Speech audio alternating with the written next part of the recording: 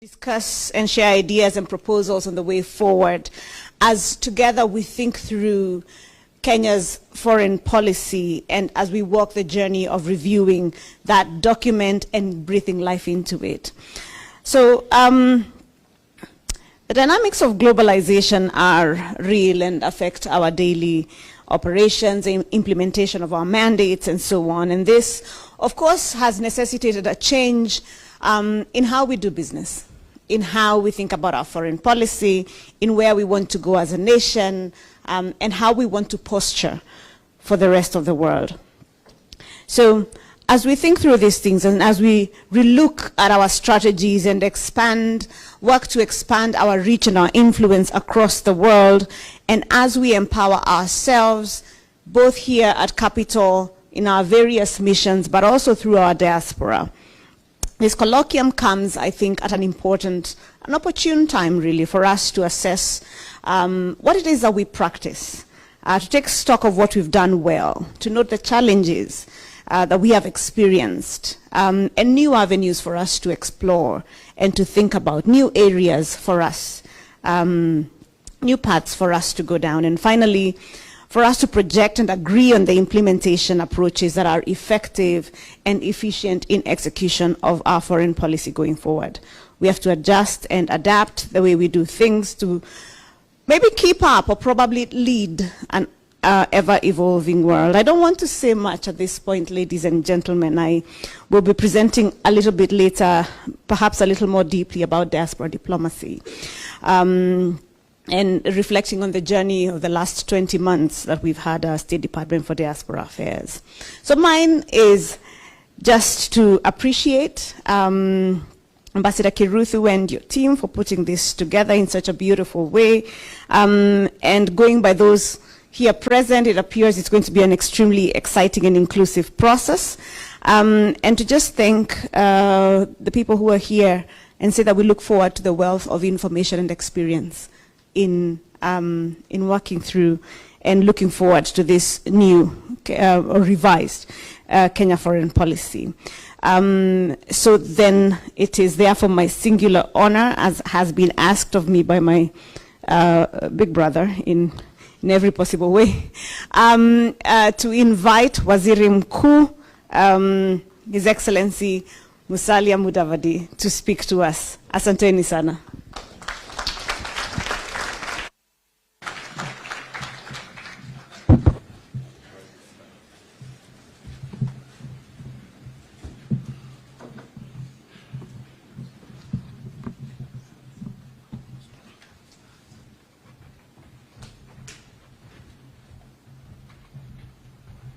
Asante sana, please be seated.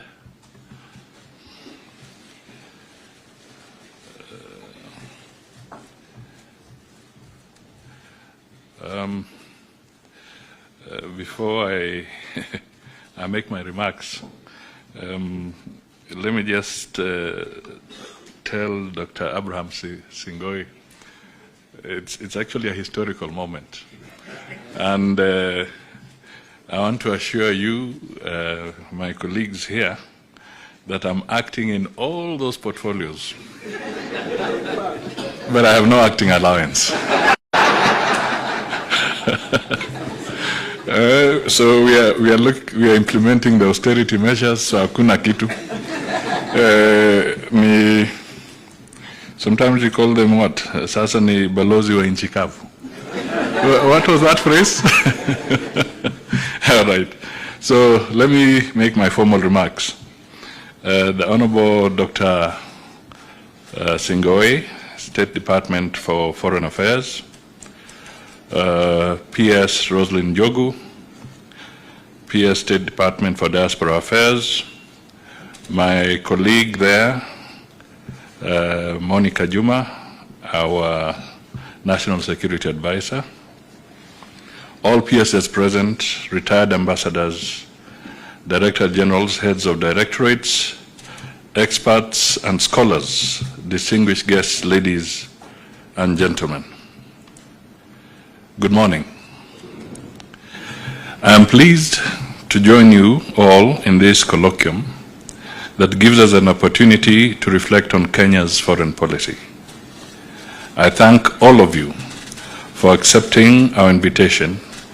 Indeed, I congratulate you for being part of a critical team identified to contribute to such a noble national process of reviewing the foreign policy of the Republic of Kenya. Indeed, yours is a patriotic service. As we embark on this critical review of our foreign policy, it is important to recognize the significance of your role in this process. Yours is a patriotic service. Your contributions will be invaluable, and you can take pride in knowing that a robust foreign policy, enriched by your expertise, will ultimately benefit and transform our nation and the lives of its citizens.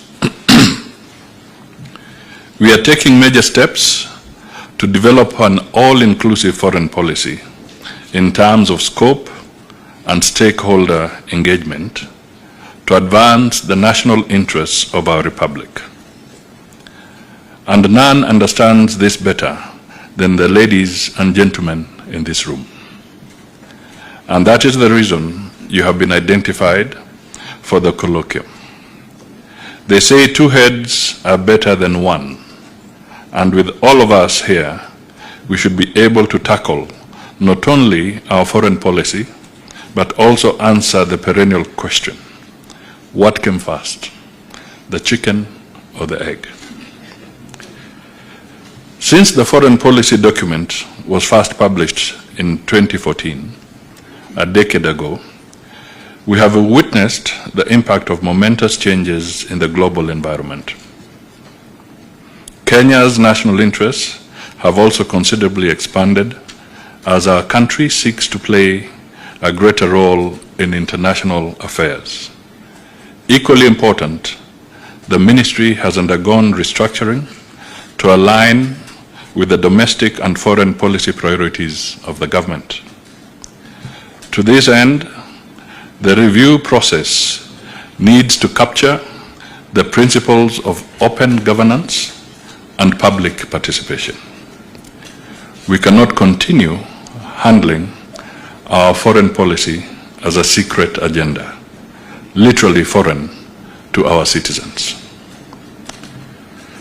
This underscores the need for a sessional paper to bolster inclusive participation, leverage parliamentary democracy to transcend partisan politics in foreign policy projection, and indeed justify funding of foreign policy implementation. Historically, we have had sessional papers in other sectors, including one on devolution, yet none on foreign policy. You are all aware of the public sentiments, especially during the recent political events, where citizens questioned the significance of the President's foreign trips and his energized diplomatic engagements. Kenya cannot recluse itself from the international community. Kenya is in fact not an island, and our President is not Robinson Crusoe living in isolation. His Excellency is more like a captain of a ship navigating with a full crew of millions of citizens whom he must serve and steer towards prosperity. Even those who vehemently protest about the coconuts on the island.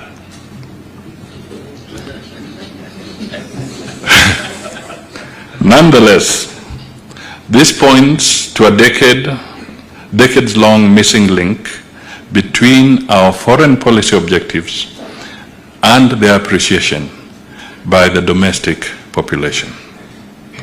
These are some of the issues the review process is expected to address. Ladies and gentlemen, Kenya's diplomatic history reveals Kenya's crucial roles in promoting regional integration through the East African Community, IGAD, and COMESA, as well as championing continental issues through the African Union and the African Continental Free Trade Area, there is need for Kenya to strengthen its regional support networks. Nairobi hosts the headquarters of two global United Nations offices, UNEP and UN Habitat, and the UN headquarters in Africa, UNON, together with over 80 agencies and international organizations. Still, the foreign policy conundrum of our time is that Kenya has to navigate a fluid international environment that is experiencing growing multipolarity and diminishing multilateralism. It will be essential for participants in this colloquium to interrogate how Kenya should strategize and position itself in an international arena that is increasingly experiencing geopolitical disruptions due to the evident shift to multipolarity. In this regard, I am optimistic about the sessions on the evolution of Kenya's foreign policy, and in particular the one on the geopolitical context. It will, for instance, be interesting to get insights on the implications of ongoing geopolitical realignments on governance and politics in Africa, and indeed Kenya. Today, the peace and security pillar remains as significant in our foreign policy as it was decades ago. This is more so given that the nature of peace and security challenges continue to evolve. Global crises such as the Russia-Ukraine war, COVID-19, the Gaza war, and the Red Sea crisis swiftly impact on our peace and security. Therefore, it shall be very important to identify national, regional, and global peace and security priorities of our foreign policy. We appreciate to national development through remittances and direct investments. Yesterday evening, in the company of the PS Njogu, I bade farewell to a group of 30 teachers heading to the USA to take up paying jobs. The PS of the State Department of Diaspora pointed out that over the last year, the diaspora remittances reached Kenya shillings 671 billion. Just imagine that. Here, I thank the State Department for Diaspora for the great progress in reviewing the diaspora policy to make it relevant to the legal and socioeconomic dynamics that our citizens abroad face today. For example, it will be necessary to put our expert thoughts on strategies and mechanisms for responding to Kenyans in distress abroad. Today, economic and commercial diplomacy ranks high in Kenya's foreign policy priorities. This pillar is apparently a common thread running through all the foreign policy pillars. Kenya will need to enhance strategies in advocating for reforms of the international economic and commercial architecture. For example, transnational corporations and other international actors are influencing global policies through lobbying for conditions that favor their operations. This threatens the survival of our infant domestic industries. Additionally, we need to assess the economic and even geopolitical implications of groupings and forums such as the G7, G20, and BRICS, and many others. Global discourses on environmental degradation, climate action, and financing have taken center stage in international relations. The need for transition from fossil fuels, demands for critical minerals for electric vehicle batteries, and carbon credits present opportunities for Kenya. There's also the complex nexus between climate change and security. The internet and artificial intelligence are creating jobs and powerful interactive platforms shaping public opinions and tastes. However, we must deal with cybercrime, misinformation, and disinformation, and breaches of private data that are reversing these gains. I'm sure you have all experienced this in the last few days. Ladies and gentlemen, many countries in Africa, including Kenya, are experiencing a youth bulge, whereas the aging population is the growing norm in the global north.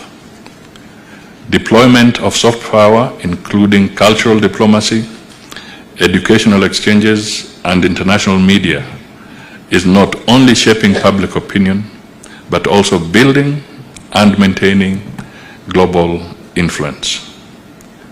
Elsewhere, the contemporary multi-power world order has opened space for emerging powers like Brazil, Russia, India, China, and South Africa, that is BRICS, to assert their influence on world affairs. These global trends are redefining our foreign policy. It is imperative that we continuously evaluate and adapt our foreign policy to ensure that it remains relevant and effective in promoting our national interests and values. The 2024 foreign policy document must be realigned to take into account these emerging trends and focus on how it can promote and safeguard our national interests.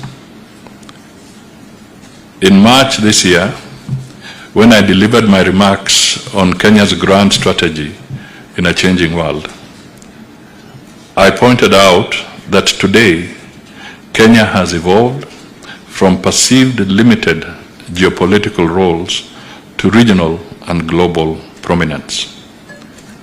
Kenya's geopolitical ascent under President Ruto's leadership has made our country the strongest link in the chain of regional and continental unity. The position of our country is not fringe. We are at the center of decision-making to answer regional and global diplomatic questions. This process enables Kenya to adopt its own thinking, planning, and evidence-based decision-making in foreign policy. I encourage you to identify areas for bottom-up transformative change from our international engagements. For instance, what strategies should we develop to translate our great performance internationally into domestic dividends, including economic growth, better quality of life, and the beneficial geopolitical influence? Some additional questions for discussions include: what strategies can we employ to sufficiently fund our diplomatic missions abroad? We may need to think out of the box, including the effective use of our assets abroad in resourcing our foreign service and the foreign policy objectives. Also how well we are grounded in the multilingual and indeed multi-skilled preparation of our youth and foreign service officers for global engagements. Accordingly, the future of our nation's place on the global stage depends on the strength and clarity of the foreign policy we craft together. With your expertise and dedication, we can develop a policy that advances Kenya's national interests globally. Let us make this process a testament to what we can achieve when we unite for a common purpose: the good and greatness of our homeland. This colloquium is an opportunity to reflect on our past achievements, critically assess our current approaches, and envision a future where Kenya collectively continues to thrive and lead on the global stage. It is now my pleasure to officially open the Colloquium on the review of Kenya's foreign policy. I wish you fruitful and engaging deliberations. Thank you. Asanteni sana.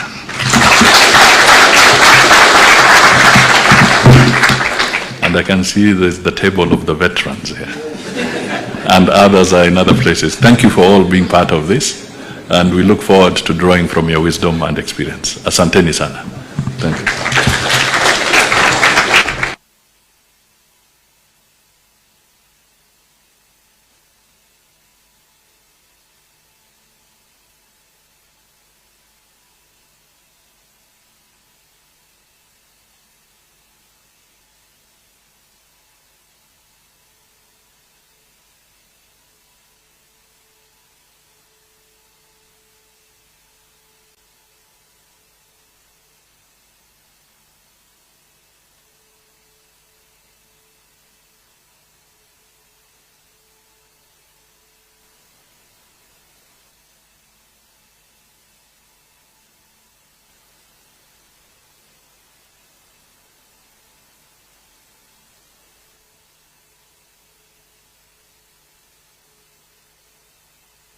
Is that working? Okay. Your Excellency, you've truly challenged us to expand our horizons in order to be able to reimagine this, our foreign policy in a way that lends greater buoyancy to our capacity as a country to respond optimally to the challenges and opportunities that we are confronted with. But I liked most your metaphor of Robinson Crusoe. I mean, and his journeys around, you know, I mean, from Guinea to Brazil and across the Caribbean. I mean, this is a foreign, you know, it's a foreign tour actually, before, of course, his ship ran aground and got himself into a bit of trouble. But it also speaks to this whole idea that that diplomacy and foreign policy in particular is not, it's also about history, it's about interdisciplinarity, it's about literature. It's really about being able to bring all these scholarships to bear so that we can be able to understand our world. Your Excellency, allow me to shift the program a bit based on the powers bestowed upon me as moderator-in-chief. I should like to propose to us that we flip the session on historical overview, if you like, and the one on geopolitical context, so that the one on geopolitical context comes ahead of the historical overview. If you permit me, because I was going to implore upon you, Your Excellency, to stay on for this one session on geopolitical context, so that you can be part of that conversation. And so I was going to request, if it is agreeable, you can stay for two. All right. So if you agree with us, then I will request my friend Dr. Kemoli Sagala. Are you here? All right. So I should call the panel together. The panel that will be headlined by our National Security Advisor, Dr. Monica Juma, to the podium. She will be joined by Professor Macharia and Ambassador Boaz Mbaya to discuss the geopolitical context of Kenya's foreign policy. Please, Asanteni-san, let's put our hands together as this panel gathers. Thank you very much.